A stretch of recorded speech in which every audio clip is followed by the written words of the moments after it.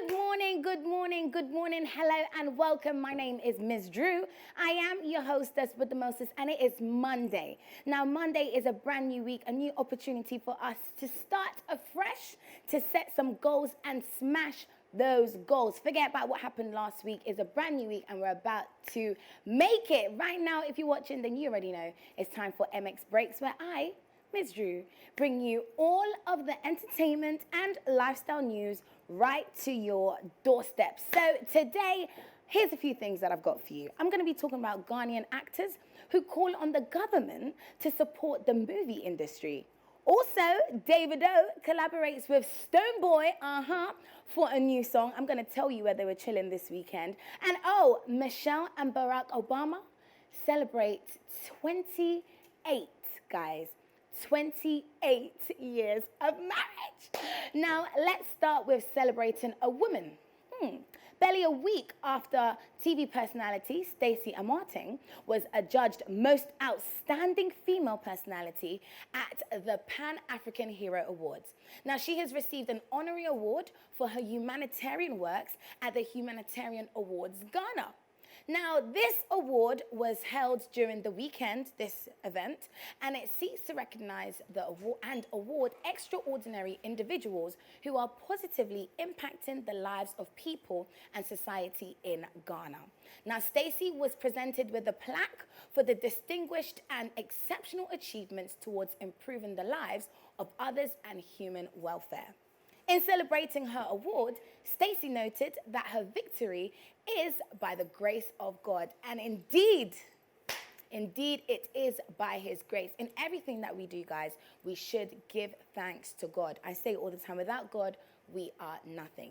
Now, rapper Kwaw Kese says he is not ready to pay the $150 that COVID-19 testing fee when he gets to Kotoka International Airport. And I'm not going to lie, neither am I, but we've got to. Now, in a video he shared on his social media page, the rapper said coronavirus test in the United States costs just $5. Hence why he will resist the Ghana government's extortion fee of $150. Now, he also added that he's been held down in the US for 7 months, due to COVID-19, and he has spent all of his money. So to him, charging an extra $150 is an extortion and he won't pay. Now, I mean, if that's what the government says, that's what the government says. Let's just see how this is going to work out for him. And he needs to give me some tips so, you know, me too, I can follow suit. Now, let's move to the movie industry. We've got some Ghanaian actors who are calling on the government to facilitate the growth of Gollywood to meet the standards of Nollywood. Yeah. They explained that due to the growth of Nollywood, Nigerian movie producers pay them more than what Ghanaian producers pay. Jackie, for instance, mentioned that she was paid 4 times more what she usually receives from Ghanaian producers.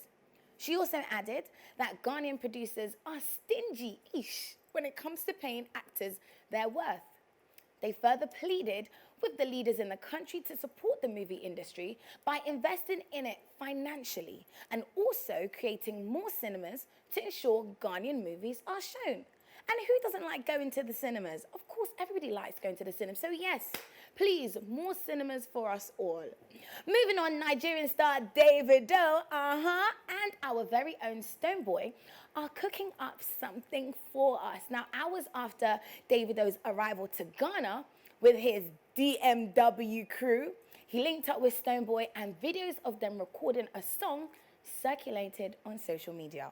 Confirming the collaboration, Davido tweeted that his song with Stonebwoy is fire. We cannot wait for this fire to be released. And I'm telling you, yesterday, Stonebwoy and Davido were chilling in Urban Grill. If I wasn't so tired, you guys already know, your girl would have been there. Meanwhile, Nigerian actress Charity, popularly known as Chacha, says her marriage to Austin Finani is over. Now, Chacha and Austin celebrated their 7th wedding anniversary with 3 children back in June. However, in the video post, the actress emphasized that she is done with the marriage. We don't like breakups over here. But she didn't state the cause of the breakup, but what caught social media's attention was when she said she's finally living on with her life. Now, the actress says she will reveal more about her collapsed marriage to Austin Finani soon. Let's hear from the horse's own mouth, okay? Like I always say, it is very important to keep your peace. Do not believe the lies. If you didn't hear it from Ms. Drew, it ain't true. You don't always have to listen to what happens on social media.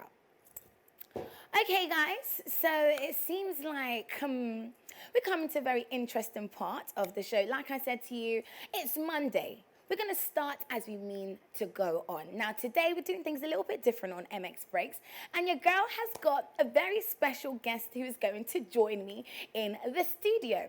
Let's make Mondays motivational Mondays, eh? And so I've got a good friend of mine who's flown all the way from the UK to come and join me, and his name is Mr. Ben Ando. So yes, hey Ben, is social distancing.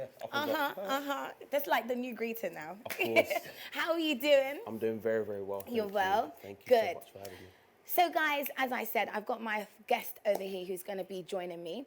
We're just going to be talking a little bit about, you know, what you do, what you're doing in Ghana. It's always important to shed light on the people that are doing some amazing things. And I feel like Mondays should be motivational Mondays. So, Mr. Ben, tell us a little bit about you.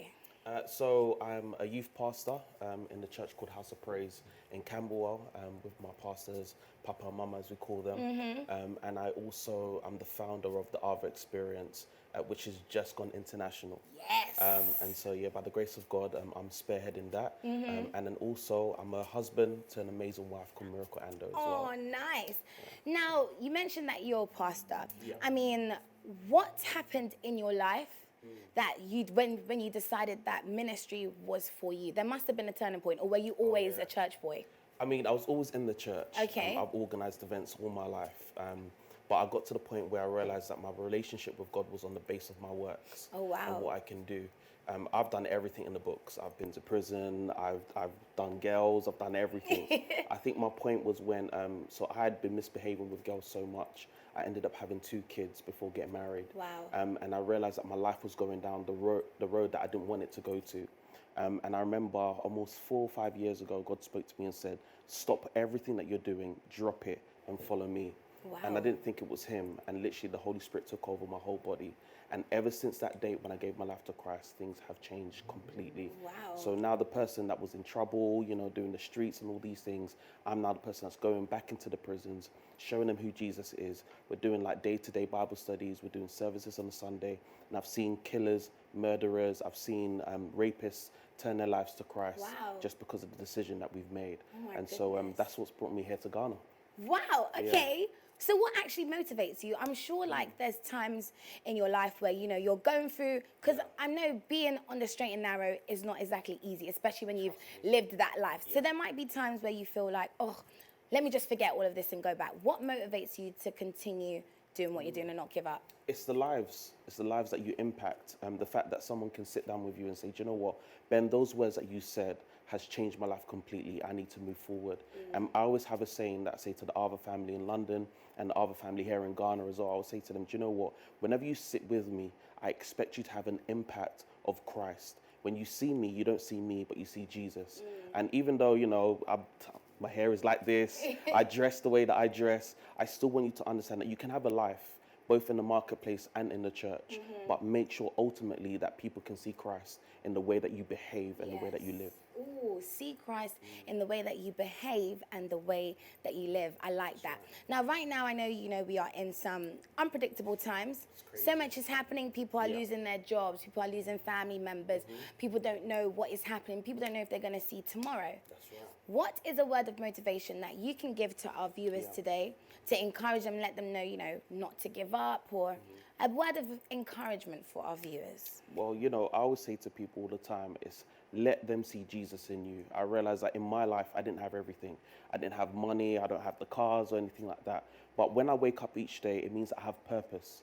When you wake up, it means you have purpose. Just because you don't have what you have now, there's always a waiting process. Unfortunately, especially for young people, we don't like to wait. But there's a beauty in that process because God refines you to become the person that you need to be. And then I said to my friend the other day, I said, you know what? Your life is a testimony. Reason being is because there's always one soul that is dependent on you. If you wake up one day and you say, do you know what, I'm giving up, it means that you're giving up on another person who has the chance to be able to become better.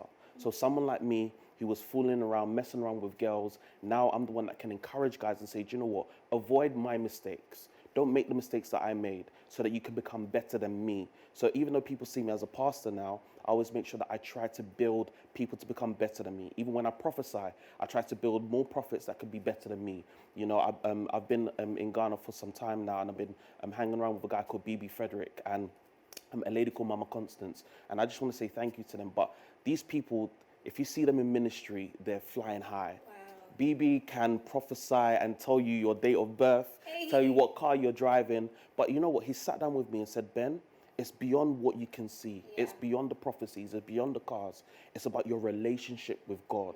And it's the fact that I can be humble enough to be able to sit down with my friends and my family and my churchgoers and say, do you know what? You can be better. And something like that, it touched me.